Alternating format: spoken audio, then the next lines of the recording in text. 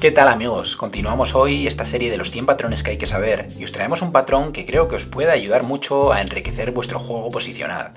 Si habéis visto alguna de las películas famosas de vaqueros, seguro que os sonará la frase de este pueblo es demasiado pequeño para los dos.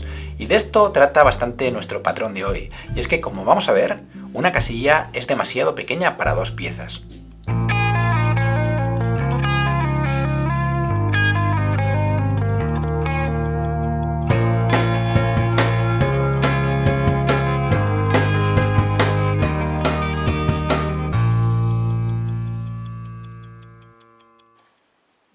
Para introducir el patrón de hoy vamos a comenzar viendo uno de los ejemplos que ofrece en uno de sus libros el famoso entrenador Mark Dvoretzky, recientemente fallecido, y que él llamaba la pieza superflua. La partida en concreto comienza con las jugadas C4, G6, caballo C3, alfil G7, G3, D6, alfil G2, ambos jugadores establecen sistemas de fianchetto, el blanco juega la apertura inglesa, pero no entra directamente en las líneas de transposición a una India de rey per se, sino que mantiene una flexibilidad en su esquema. E5, D3, caballo C6, E3. Y ahora aquí son posibles dos jugadas y vamos a ver que bastante distintas, aunque en apariencia puedan resultar similares. Una es caballo E7 y la otra caballo F6. Vamos a colocar el caballo en F6 y ver lo que pasaría más adelante si el caballo estuviese en E7. La partida continuaría aquí con la jugada caballo E2, enroque corto,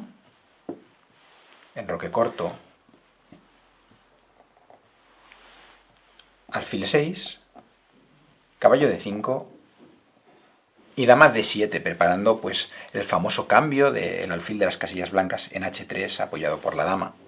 La idea ahora sería llegar a hacer alfil H3.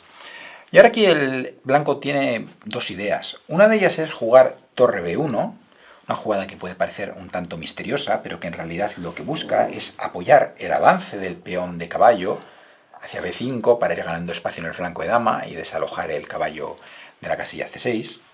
Y otra posibilidad sería jugar caballo C3, buscando reforzar este punto en D5, donde vemos que confluyen todas las piezas del blanco, el alfil de G2, el caballo, el peón de C4, etc.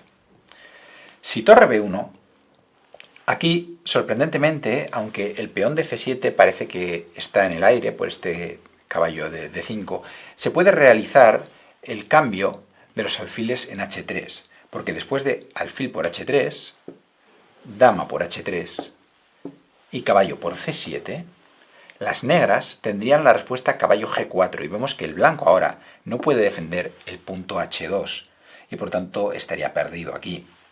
Esto es muy importante porque esta posibilidad no existiría si el caballo se hubiese desarrollado por la casilla E7. Vemos que si en la apertura las negras hubiesen jugado caballo E7, ahora aquí no sería posible este alfil H3, porque entonces existiría simplemente la jugada alfil por H3, dama por H3, y ahora, después de caballo por C7, la torre estaría atacada y las negras no tienen nada que ofrecer a cambio de ese peón, porque el caballo en E7 no tiene evoluciones posibles hacia un ataque.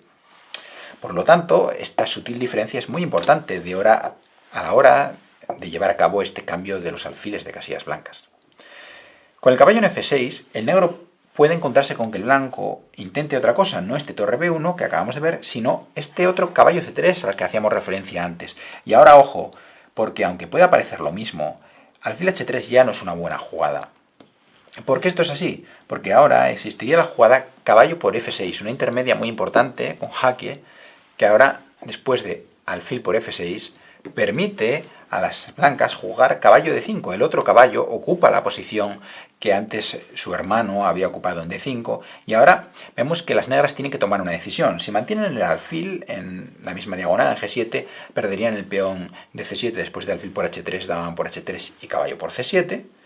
Pero la otra posibilidad es jugar alfil D8, una jugada que permite mantener la defensa del punto C7, pero ahora simplemente el blanco se desarrollaría con alfil de 2 y después de alfil por alfil, rey por alfil, F5, dama B3, deja a las blancas en una buena posición, con una estructura muy saludable, como de hecho ocurrió en la partida Savon contra Boresky, jugada en la Unión Soviética en el año 1974, y a la que hace referencia Mark Boresky en su libro de Secretos del juego posicional.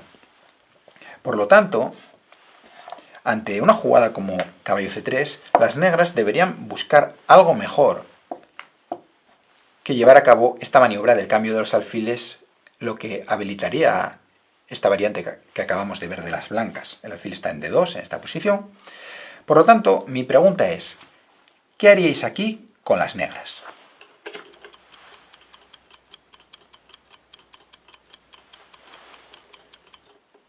Bueno, pues ahora aquí es cuando entra en juego nuestro patrón.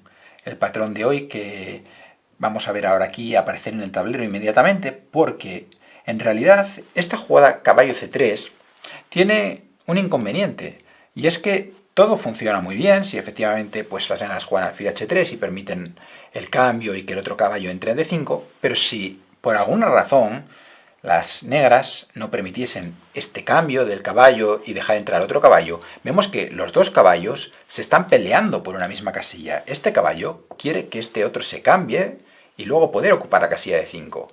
Pero si esto no fuese posible, los dos caballos, uno de los dos sobraría. No hay sitio en este pueblo para los dos caballos. Uno de los dos estaría de más, sería la pieza sobrante o la pieza superflua que decía Mark Boresky.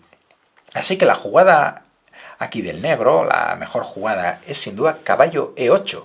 Una jugada muy interesante porque no permite el cambio de este caballo, y ahora por lo tanto el caballo queda un poco tonto en D5 porque el de C3 quiere ir a esa casilla y, como digo, tienen una casilla para dos piezas, y además al defender el punto C7 se permite continuar con alfil H3 o incluso una jugada también más sorprendente desde el punto de vista posicional, que sería caballo D8, una jugada que lo que busca es simplemente desalojar ahora el caballo de D5 con C6, y vemos que no tiene una buena casilla el caballo, porque el caballo de C3 le está estorbando una vez más.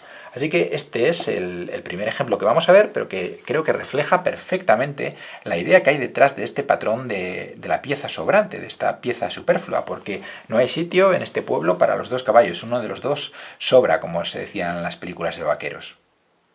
Esta posición pertenece a la que sin duda es la partida más famosa de Zukertort, quien fuera el contrincante de Steinitz en el primer campeonato mundial de la historia. Aquí Zukertort se enfrentaba a un temible jugador de ataque, el famoso Henry Joseph Blackburn, apodado la Muerte Negra, y ante esta jugada de Blackburn, caballo E4, colocando el caballo en esta fuerte posición, Zukertort decidió que debía tratar de eliminar cuanto antes ese caballo antes de que Blackburn pudiera construir uno de sus famosos ataques, y por eso jugó aquí caballo D2.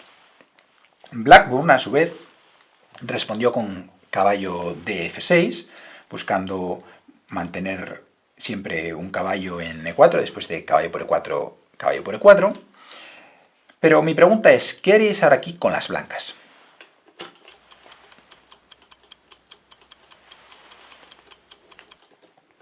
Bueno, pues espero que después de haber visto el ejemplo anterior no hayáis tenido problemas en al menos pensar en la jugada caballo B1. Una jugada que lo que busca no es otra cosa que dejar a las negras con la famosa pieza sobrante, con esta pieza superflua, y es que ahora los dos caballos se pelean por la misma casilla, por E4, y el caballo de F6 se encuentra con que ahora, al no poder cambiarse, el caballo de E4 pues no tiene evolución posible, y además, a su vez, el caballo de F6 molesta al D4, porque ahora, una vez que las blancas lo desalojen, lo abaniquen, como hemos visto ya en el patrón del abanico de Julio Granda, pues el caballo no va a tener la casilla F6 de retirada. Así que todos son problemas ahora para estos dos caballos, porque no hay sitio para los dos en este pueblo, uno de los dos sobra. Sin embargo, y por suerte para la historia del ajedrez, Zukertort decidió jugar de otra manera. Hizo aquí la jugada F3 permitiendo el cambio caballo por D2. ¿Y por qué digo que por suerte para la historia del ajedrez? Porque esta es una de las partidas más famosas de la historia, conocida como la Inmortal de Zukertort, y sin duda un juego tan posicional, tan técnico como Caballo B1, pues nos hubiese privado de lo que vino después, una de las combinaciones más bonitas de la historia. Y a quienes no conozcáis esta partida, pues os invito a verla en su totalidad en el link que os dejo en la caja de comentarios. Si te ha gustado el vídeo, te agradecemos que nos apoyes dándole like. Tan solo tienes que hacer clic en el icono del dedito para arriba. Es muy fácil y de verdad que nos ayuda mucho. Y sin más, solamente me queda despedirme de vosotros y esperar que nos volvamos a ver aquí, en este círculo de ajedrez capa blanca, con nuevos vídeos, con nuevos patrones, pero sobre todo con ajedrez para todos.